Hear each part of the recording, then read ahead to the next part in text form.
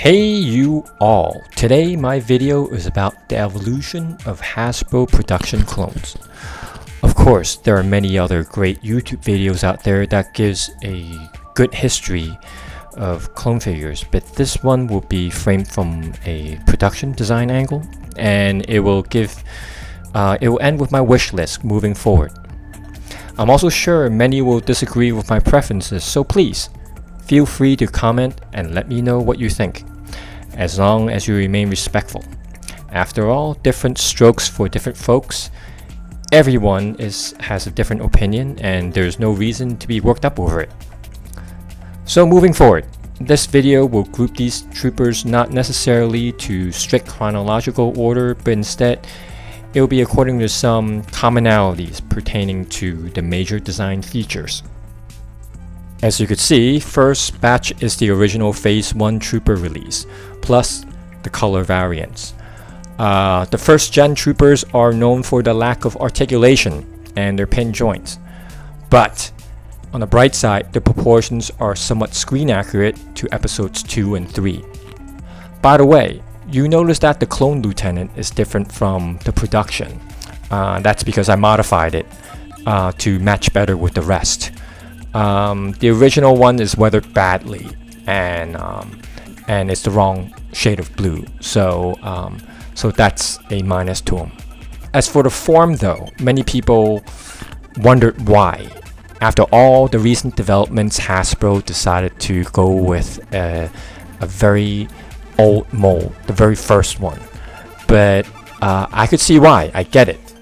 Because if not, it would have been weird to have this one lieutenant sticking out amongst the other with a completely new body. Back to the original subject of the Phase 1 clone troopers. It is readily from the beginning that it is quite ingenious, this whole concept of clone troopers. They're like ladies' handbags.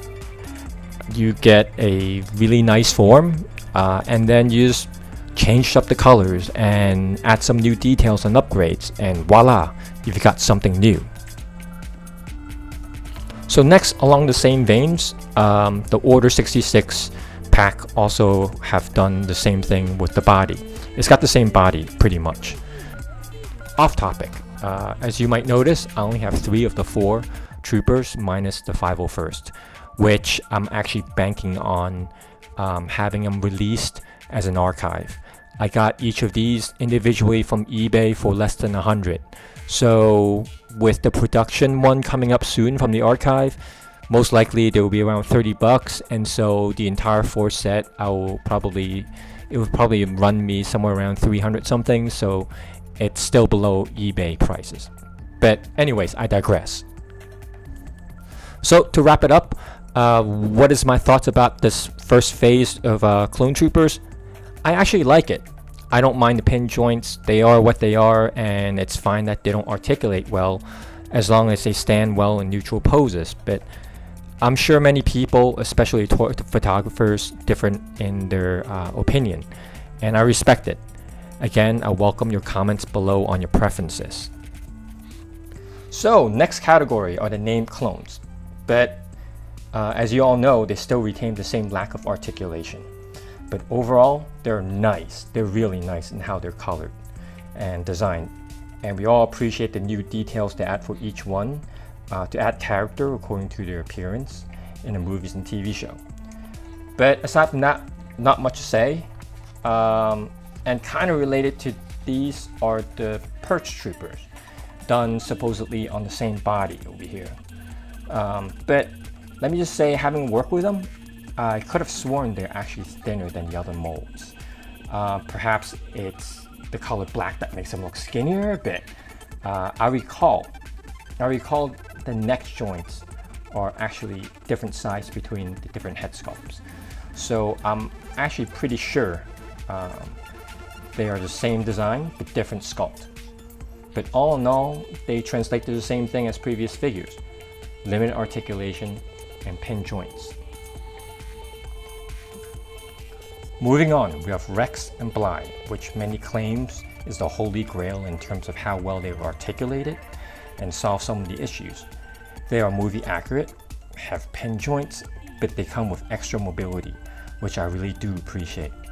One such improvement is the beyond 90 degrees elbow bend, and also the shoulders tuck in nicely into the torso armor.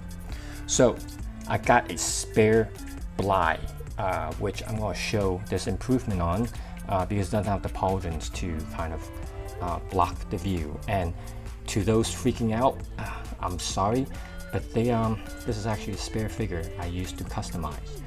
And as you can see, this tucks in really nicely into the joints right here. And the elbow. This is the arm. You guys are freaking out right now. You're like, oh, perfectly good figure. What do you do that for? Again, they notched it so that it has a beyond 9 degrees kind of bent over here. I personally love these figures. I especially Rex with the removable helmet. This to me is the holy grail of all of the clones figures so far. And I can't wait for the new ARC Trooper to come out because it looks like it's going to have similar features, if not more. Then came the new bodies, and this is when it all went a bit whacked. I know this change might be predicated on Hasbro wanted to remove the pin joints and also have the head system so that they could vary in the future.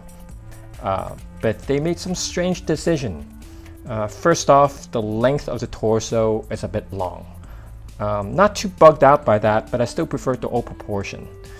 Then the shoulder pads, it's small. I'm not one for big superhero shoulder pads, but I judge it mostly based on movie accuracy, and these shoulder pads are a bit dinky in my taste.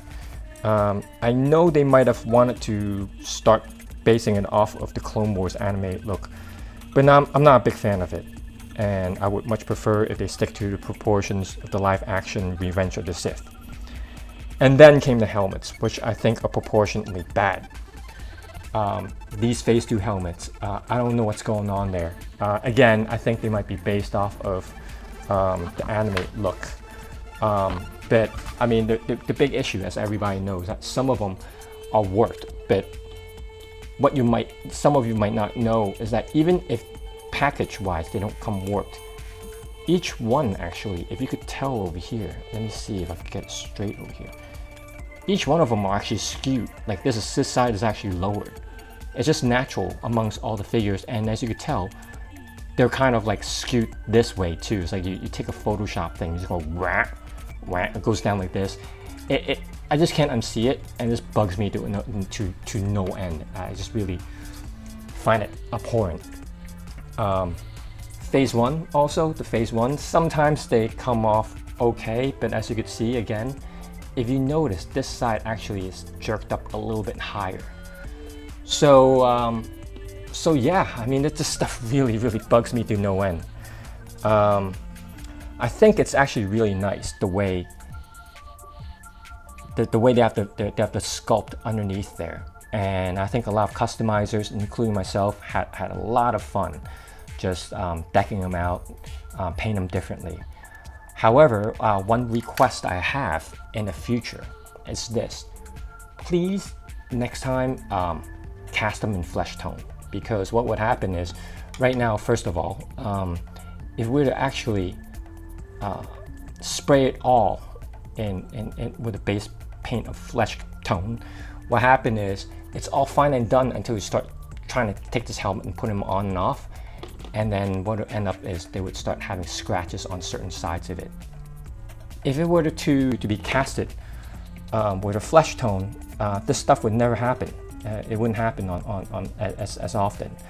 And let me clarify, I'm not asking them to spend more money to fill all the details and everything. You could still keep it blank, cast it in flesh tone, and the rest we just fill it out ourselves. And this is where the fun comes in. So if there's one suggestion I will make, is that it would be great if these helmets are not glued onto there. So we just take them off, and that's it. So, which brings us to the latest iteration of the clone as this video is being made. and it is the Elite SWAT Trooper from the Bad Batch.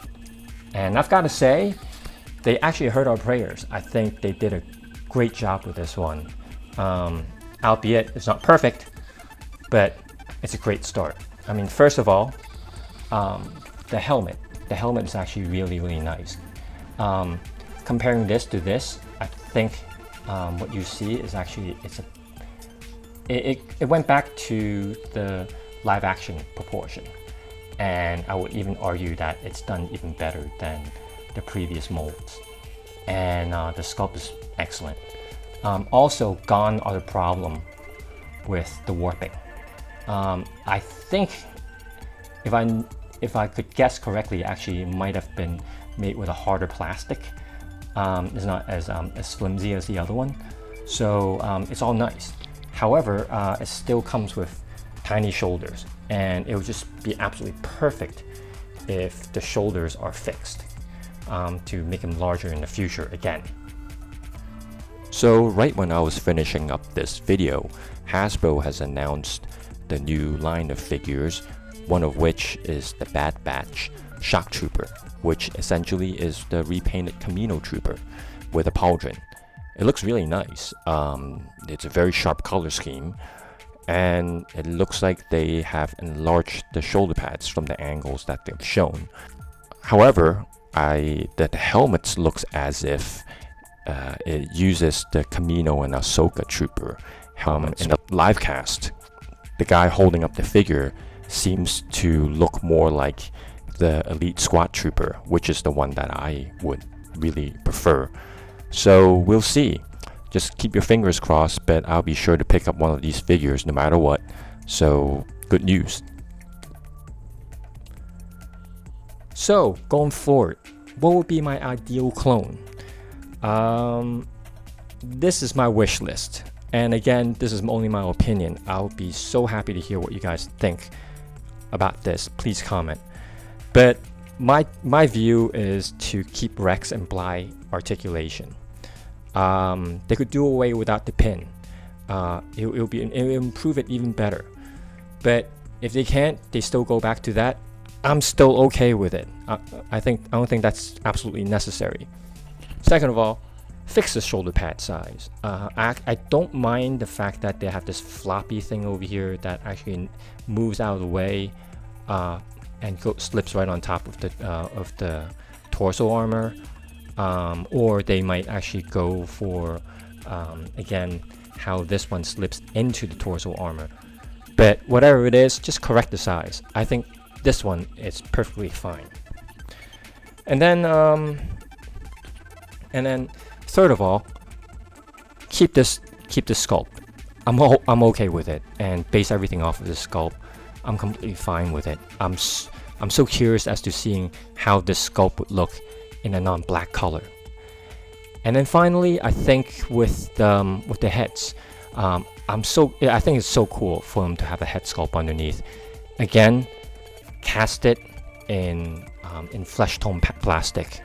That's all I'm asking for. You don't have to fill in the details. We'll do it, but I think that it'll be great if they could cast it that way and make their helmets removable by nature. Don't glue it, so that a lot of customizers could have fun doing helmeted and non-helmeted versions.